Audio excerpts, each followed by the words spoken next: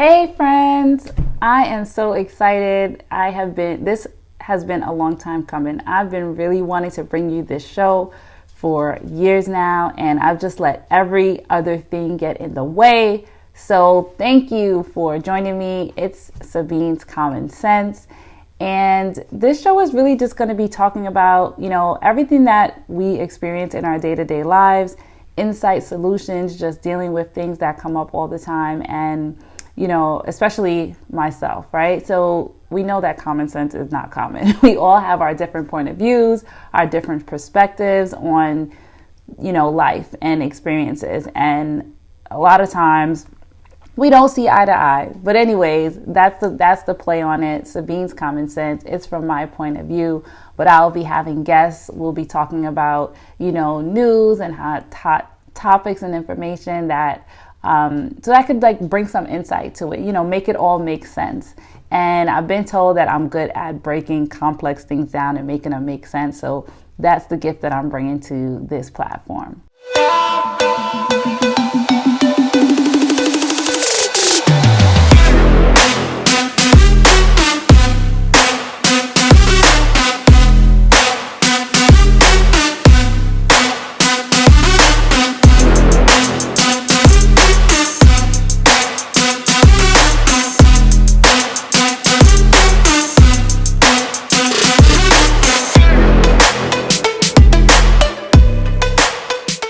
Let's just keep it light and chill. We'll be talking about everything from love to life to marriage to relationships to business.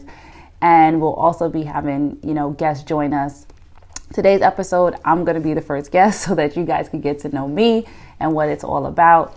And let's just get right into it. So the first story that I want to talk about is Britney Spears, right? So Britney Spears has been involved in a conservatorship.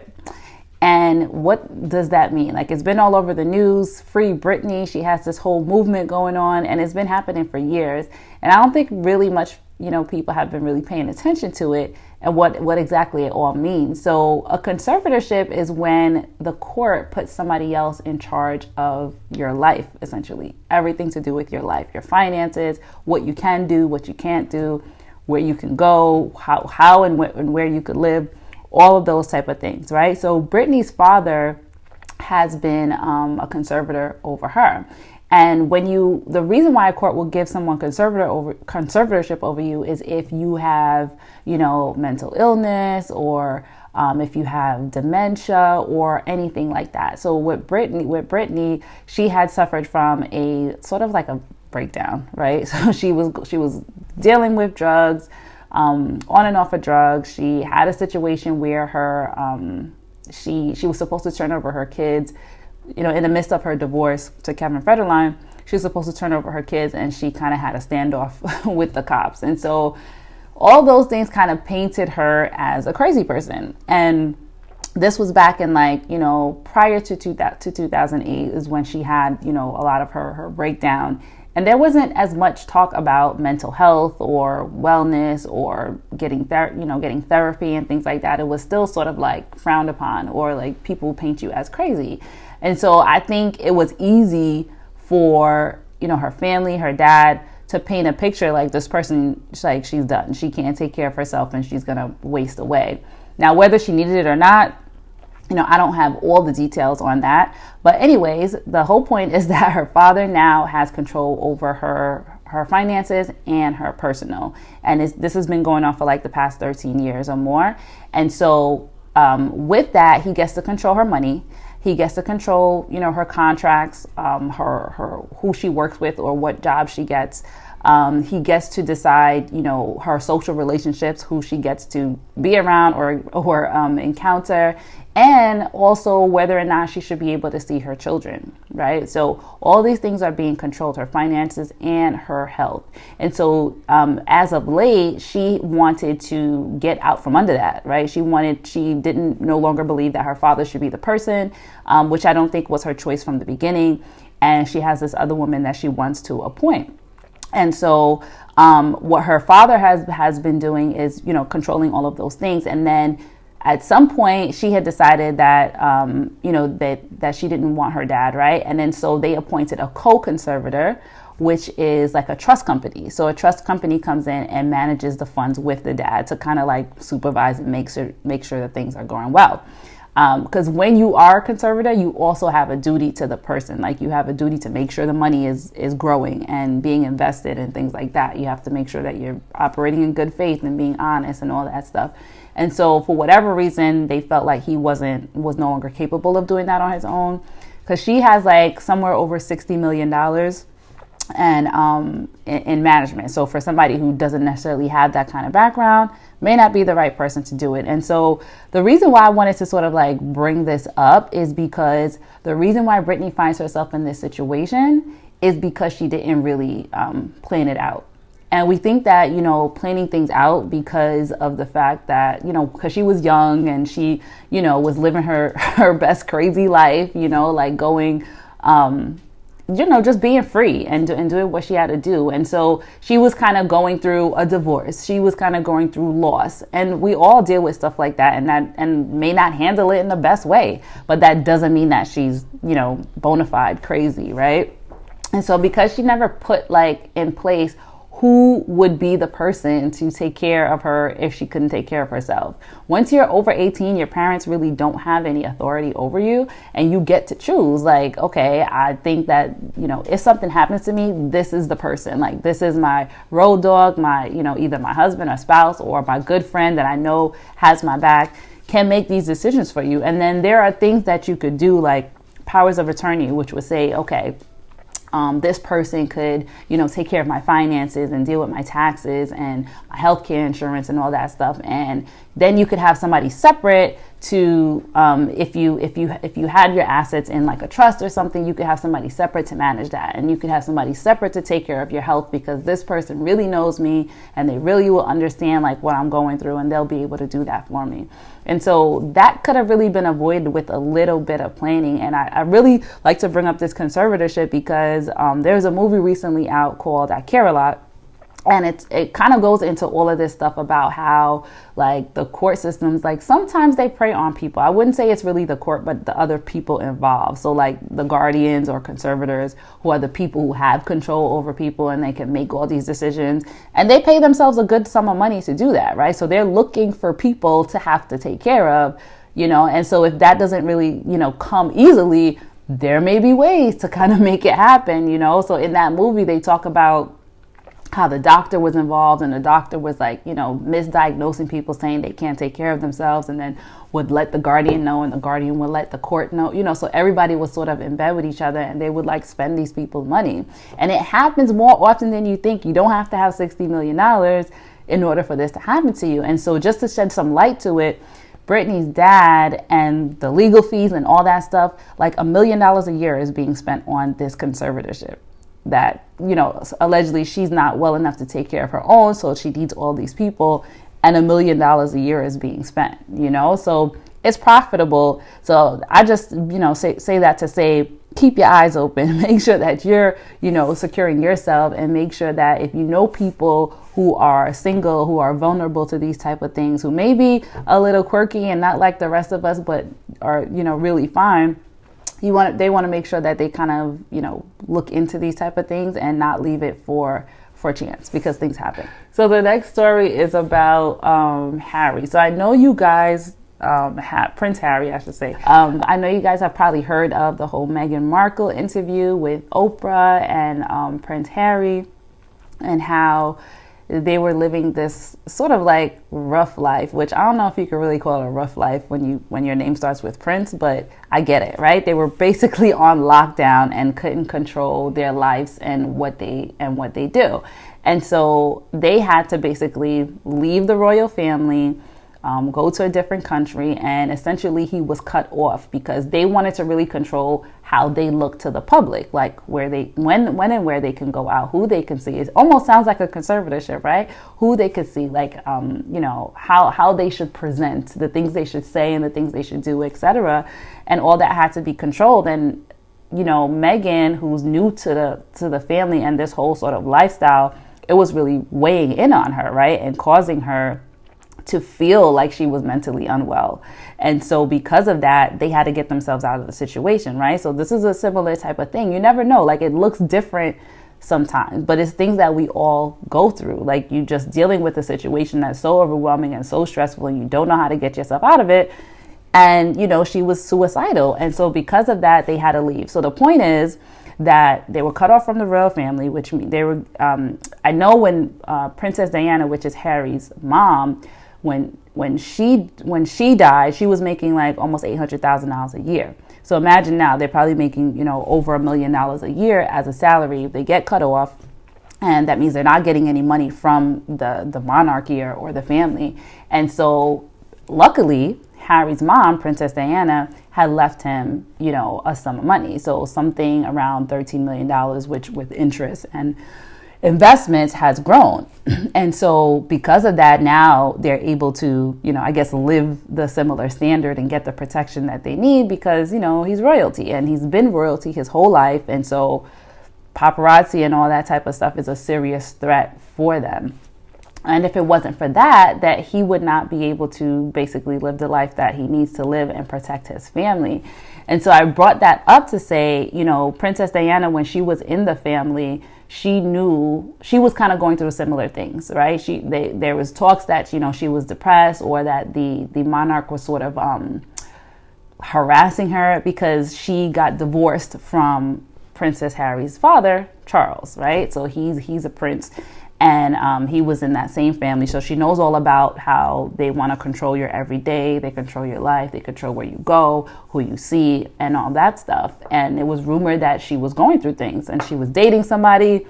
So a whole bunch of things. And it's actually, her death was allegedly caused by a chase of the paparazzi, right? That's how she died. And now all the stuff that's coming out with Meghan, she's saying how, you know, they have the newspapers in their pocket. They have the paparazzi in their pocket. They have, you know, everybody is basically in their pocket. And so it, you know, really makes sense. So the point is the mom knew that she was leaving her kids in a situation that was less than ideal, no matter what it looked like from the outside. And so she left them money. She planned, you know, and in her plan, she said that, you know, they would get interest from their money. Starting from the age of 25, they'll be able to live off the interest. And then at 30, they basically got the money. So he now at 35 has like, you know, over almost $20 million to be able to support his family, among other things. Like they're going to be fine. We're not worried about them. But I wanted to sort of, you know, really help to make it make sense as to why that's important because, you know, she saw that they would have a need and she basically planned for it and met it. These are the types of things that can be done. And I like to bring out these things in the news because it's real life, you know, like people are really going through these things and you can see how things work and things don't work when you do things one way or another. So it's really like teachable moments for us. All right. So today I am the guest, right? So I'm going to talk to you guys a little bit about my story and how this, you know, really all came about. So I was at a crossroads, right? I was sitting at my desk and I'm staring and I'm thinking like, you know, like this job is really going to be the death of me. And that's what I'm saying to myself. I'm like, this is not going to work out. This is not going to, you know, work out well. Like I really feel like this is literally going to kill me. And how did I get to that point? So I'm going to backtrack and tell you where it all started. So I grew up in Queens, New York, in Rosedale, and basically the inner city kind of. When I was growing up, it was kind of a mixed neighborhood, but as I got into like my teens, really predominantly black neighborhood. The schools were okay. I have 3 siblings, so I'm the youngest. My brother is 8 years older than me, so he's the one right above me, and then, you know, it goes on. And so, you know, my parents were both immigrants, migrated here from Haiti. And so growing up, like my mom was really in a broken marriage from the age I was like 3. And so it's almost felt like I was a single child. Although I had my siblings, they were all older than me, living their life. And as a result of being, you know, fatherless in my opinion, my mother wasn't around, and, and then my siblings had their own lives, I felt like, I was alone. And so I was super insecure. I was super self-conscious and definitely a lot naive, not having that sort of guidance. So, cut to after going to high school, I was working at a mortgage company because my cousin, had a job there. I worked full-time through college and I worked full-time and I went to school full-time. And then so my cousin was working at a mortgage company and she was like, they're looking for someone here. And I started working there. So that's how I got introduced into the mortgage industry, which kind of cut to, led me into my career, which I'll talk about. And so I started as a copy girl. I worked my way up. I worked for loan officers. And then I noticed then when I was working for loan officers that I was not like the best employee because I did not do well with taking direction in terms of, if you didn't talk to me nicely and if you weren't, sort of perfect to me, then I was not, with it. And that was my first inkling about, okay, maybe I need to be an entrepreneur and do my own thing, right? And so from there, I moved up. I was working for an executive who was running a branch, a mortgage company in the city. And it was great, really, really great person. However, it just was not fulfilling for me, right? So I said I worked through college and I was already finished college by the time I was at that job.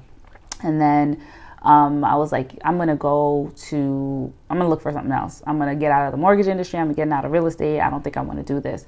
And so I went and worked for a venture finance company. And when I went to work for the venture finance company, it was really interesting. They did some interesting things and investing in startups. MySpace was one of the companies that they had invested in. So it was kind of cool, but it was bored. It was boring. The people were great, but it was really like watching paint dry and I could not do it. and that was another thing that I learned about myself. Like, yeah, you tend to get bored when you're doing the same thing every day, day in and day out. So I like a lot of variety, and that's why I'm always into so many things. And so from there, I was just like, I'm tired of switching jobs and tired of switching careers. And I kind of always wanted to go to law school, but I didn't really know like what being a lawyer meant. And, by this time, this is like 2007 when I started thinking about it. The internet was around, but not as much information as there is now. So I didn't really think to Google everything about it and all that stuff. So whatever. I applied to law school. Actually, I took the LSAT, which is the test you take, and then I did okay. Like, it was fine. My grades at the time, from even finishing school were raggedy. There were nothing to write home about because I wasn't, I didn't have that guidance. So I wasn't thinking like, oh, I had to get the best grades. I was just trying to finish. And, I was going to school full time, working full time. I was just like, whatever, I'm just trying to finish.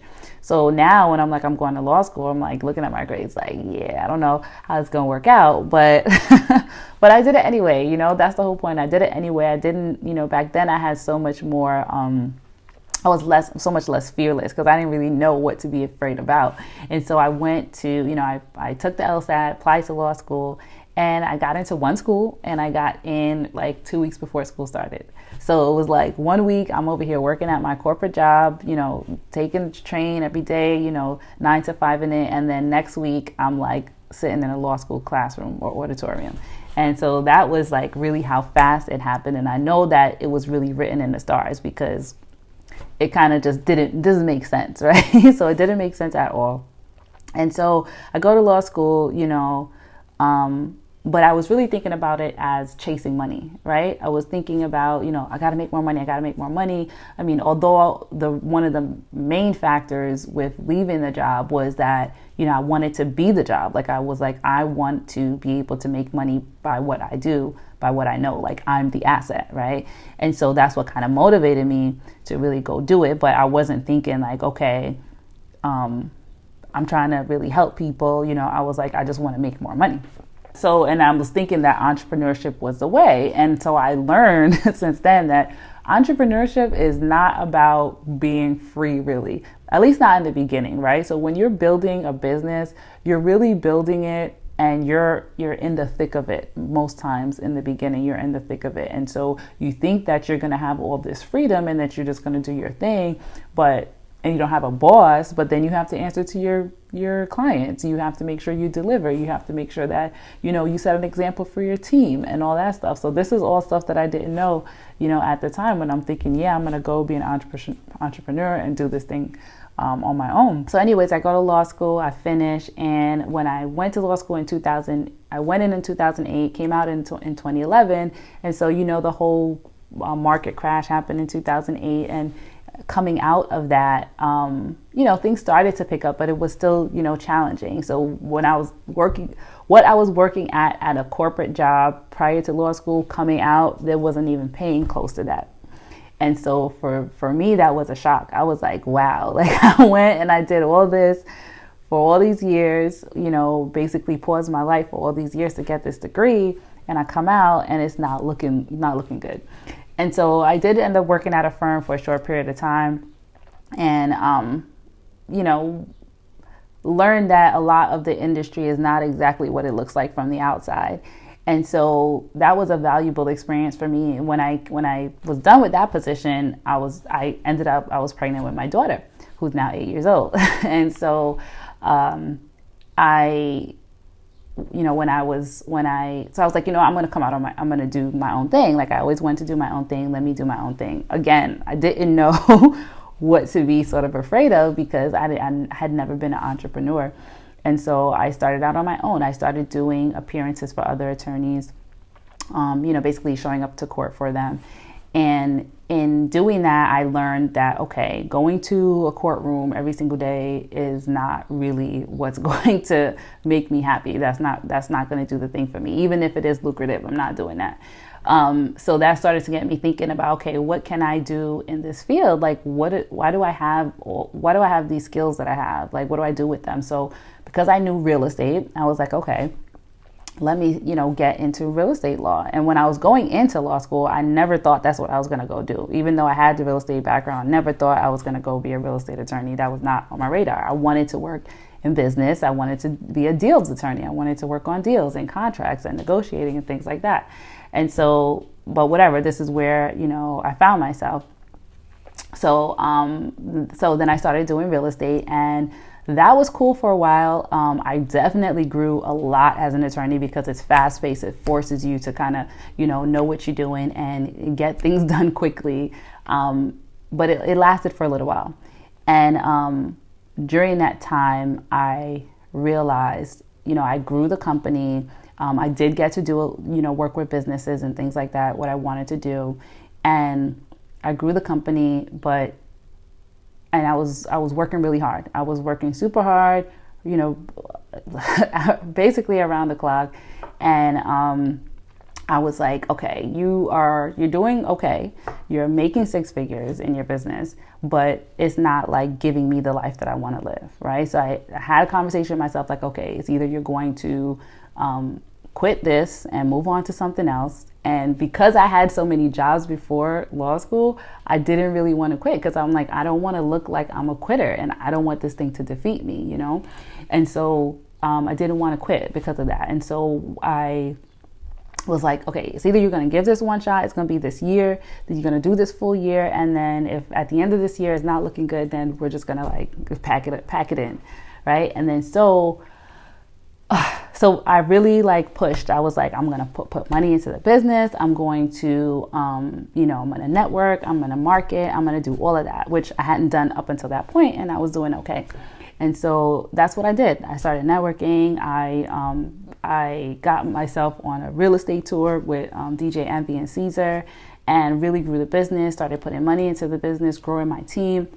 And all that. And it looked awesome from the outside. Like it looked amazing. Like, wow, you're really killing it out there. But I wasn't fulfilled. My daughter was suffering. Like she was slipping in school because I was not available. The work was just making me super tense and super stressed. And everything was very all the time. And so I wasn't available. My marriage was suffering at the time. And so I was like, I got to make a choice. Like, what is it that I really want? And so with that, I decided, all right, I'm going to pivot. And pivoting for me meant not doing real estate in the way that I was doing it, So I was pivoting away from that and, trying to branch off another part of the business. And so in doing that, it was a really big challenge. Like, it was another crossroads for me. And in doing that, I had to really move by faith and just be like, okay, like if you did it before, you're going to do it again. Like, it's all right. You're going to be able to, pivot and go in another direction. And I realized that everything that I say yes to is causing me to say no to something else in my life. So if I want more time with my child, more time with my spouse, or I just want quality of life and self-care, I can't say yes to everything else because I'm saying no to some of these things. So I had to figure out what was I committed to, right? And another part of what I'm committed to is also teaching and sharing and educating my community on things that I've learned and things that I know and things that I could help. It really does make me feel like I'm in purpose. I'm in my flow. And with the way that I was running before, I had no capacity to really even be any sort of creative at all. And so I really was hungering for that part of me to be able to share. And then so I made a choice. So now in my business, I'm focusing on helping families, create businesses, protect properties, and plan legacies. And that way I know that I'm helping change generations. I'm helping impact generations for forever, right? And so it's so much more meaningful, and it gives me the quality of life that I need. And it also allows me now to be able to do other things that brings me joy, right? Like this, for instance. And so, I say that to say, don't discount all the experiences that you have and how they bring you, sort of full circle to where you're going. Sometimes we can't see the path of where we're headed. And sometimes we can't connect the dots ourselves, but trust and believe that nothing happens by accident. Everything is on purpose. Everything in your life is on purpose, and it's going to be used for something, somehow, some way, right? And so I think of it like, a diamond, how a diamond, when they first find a diamond, it's a lot of times it's black. It looks like a rock, basically a rock. It's like nothing, right? But once you start applying pressure to it, once you start cutting it, once you start, molding it and cleaning it and shining it, it becomes something so valuable. But the interesting part is that the value was always there. Like, it was always really valuable. And even though you couldn't see it at the time. And so don't discount all the things that you've experienced, and don't discount, the rough times and the things that you think, are worthless. It's not worthless. Even in your worst moment, it's not worthless. That's probably like the most valuable part, because that's where all the pressure comes in. And so that's what brought me to here. And so I'm super excited to be able to, share with you. I'm super excited to be able to talk to people. Like, I love talking to people and learning about their journey, and just like bringing to light how important that is for us to know that we're in company, right? Similar people, we go through similar things. Our similarities are more than our differences, is what I'm trying to say. And so because of that, there's so much that you can learn from just, talking to people and learning about their experiences and sharing and growing together. And so that's what Sabine's Common Sense is all about. So thank you so much for listening. Thank you so much for being here with me. So this show, like I said, is going to be once a month, but because this is the first month and I'm just telling you about myself this week. So by the end of the month, we'll have another show. And so I hope you'll come back and join me for that, where we'll have a guest. And just thank you. And don't forget to use your common sense in your everyday life. And if you don't have any, please feel free to use mine. I'll see you next time.